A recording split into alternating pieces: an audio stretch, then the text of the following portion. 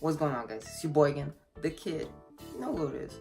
The motherfucking kid. You know who it is. Back with another episode of the Prosuming. The producer that is consuming, right?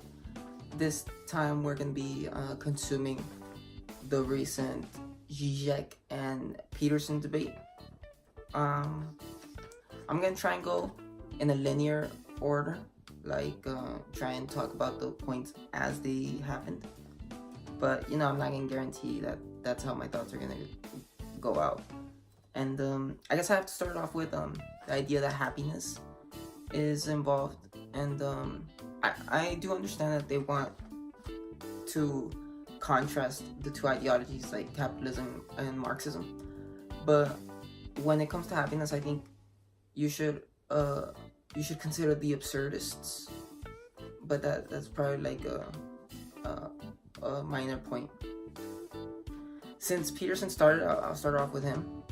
I didn't like how he came off with the ad hominems against Marx, in particular with the Communist Manifesto. It's explicitly known as Dr. Zizek pointed out that Capital is actually Marx's magnum opus, as opposed to what Peterson was strawmanning him to be with the manifesto. Just like kind of saying there was errors and it was hard to read. It felt like unintelligent or whatever. It felt very like petty and again like an ad hominem. And I do have to say that his whole thing with the proletarians, his gripe with the proletarians, the idea of the proletarians being just pure good, is very naive of Marx to believe. But that's also like a very elementary reading of Marx, and that is a nice critique of the idea of like who the ruling class would be. But I guess the counter argument would always go back to the meritocracy idea, like, oh, you know, we would choose our leaders more wisely. You know, like we wouldn't, just for instance, we wouldn't hail Sam Harris as the academic great that you know, Noam Chomsky would be held as in this society, this utopian society, right?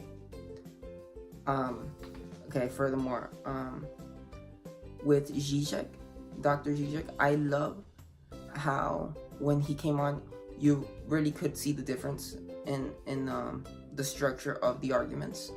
Peterson was very bulletin points, and as soon as Zizek came in, you could really tell that Peterson was kind of like biding his time.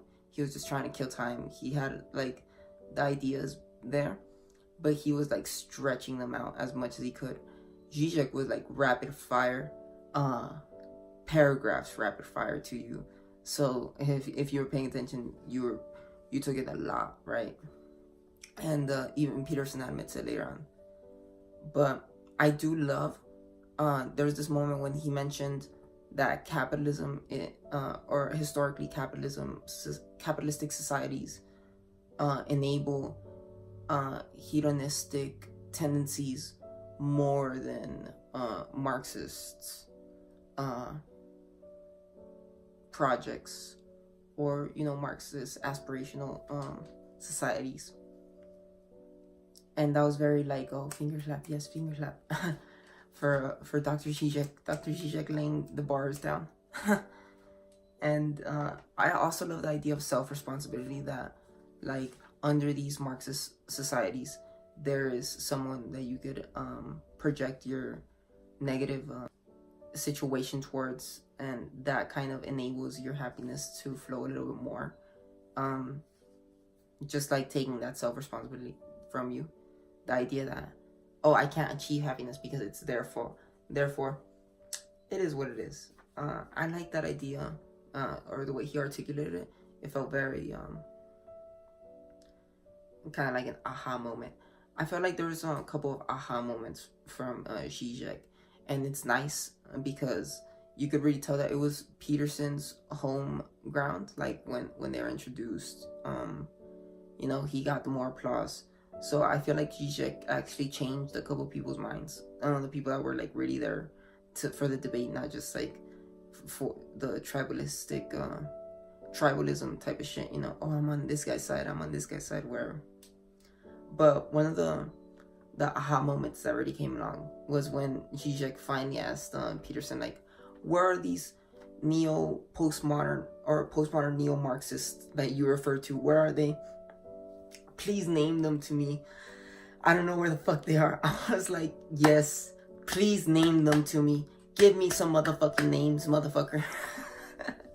I hate this bullshit. And it was just like, finally someone asked him in this type of stage. And his idea of like, he goes after Deirdre and Foucault, and says that they just they adapted their ideas towards the Maoists and Stalin after their failed projects. But I would argue, and you know, I'm sure any sensible person would argue that it was vice versa. Going on though, I also love the point of the North Korea, like, oh really, you're gonna tell North Koreans, clean up your house? Like, oh yeah, that's what you're gonna do? You motherfucker, that's what you're gonna fucking do? Zizek was really like taking him to town. I felt like he could have done a little bit of a harder job, but it is I feel like he was trying to make friends with him so like he could take some of his audience as well, because like that seems like the smarter move to do. Like, come out as a nice guy so that the people that are watching you can think, oh, maybe he has more interesting ideas, and they look into you more. But yeah, I felt like that part was really good. What are you doing here? Like, you can't just tell that to people, you know? Happiness being a side effect, that idea is very interesting, but I'm not sure how much I subscribe to. I reject that idea that you need certain circumstances to connect for your happiness to really be achieved. Again, I think this is where the absurdist would come in and say, no, you just embrace the absurd, and that's how you achieve happiness, you know. And I understand that there have been a couple of studies into happiness, like the idea that your genes play into it, and maybe you know, some people are just not happy because of what's in their genes, you know. But also know that there's studies that say that that's like half of the problem, and you know, there's also a little part that plays your situation in, but it's like very minute compared to the gene aspect, the genealogy aspect, and the mental space aspect, like where your mental space is. Yeah, but I do reject that notion. It's very interesting, like when he referenced when Dr. Peterson referenced his influences, I would say, like Dostoevsky, Nietzsche, Jung, because you could very much tell that he is a passive nihilist. Like, he kind of like accepts what it is and doesn't want to change anything about it, which is kind of interesting of a debate. I wish they would have gotten an active nihilist to counteract that. You know, Zizek is just like a fucking pessimist, so he's not really trying to fight for happiness in the sense of like the, I guess, metaphysical sense, or, you know, transcendence, for sure. Again, embracing the absurd.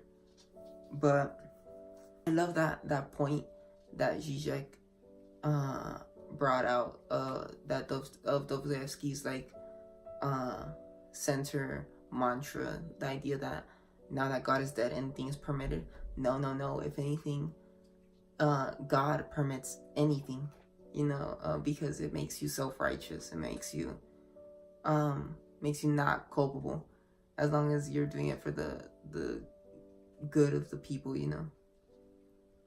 It's very Game of Thrones. Maybe that's in my head because I just watched it, but yeah, it feels very Game of Thrones, that idea.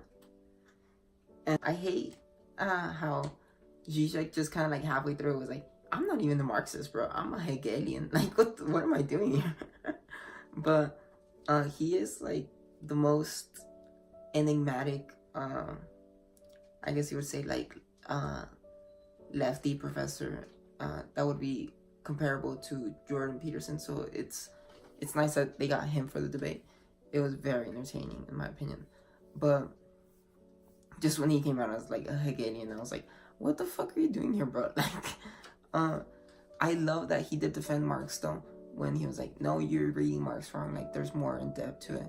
And you could tell that Peterson didn't really read a lot, when he was like, oh, well, you know, I'll take your word for it. Like, okay, dude, like, what the fuck? You didn't even research it?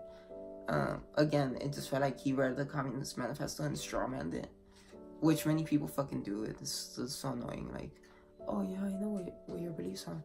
No, you don't. You think you moment when I believe the final part of the debate was probably the most exciting, when they were just asking each other questions, and there was like 2-minute segments type of thing.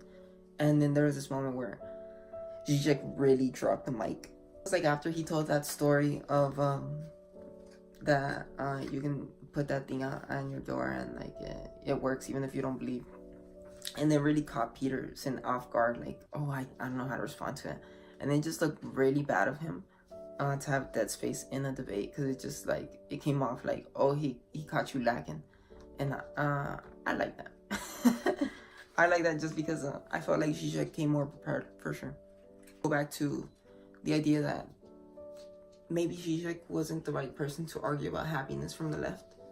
I think an absurdist would have done a much better job talking about happiness, especially with theologian, like theologian? Is that the word? I don't know. Theologist? No.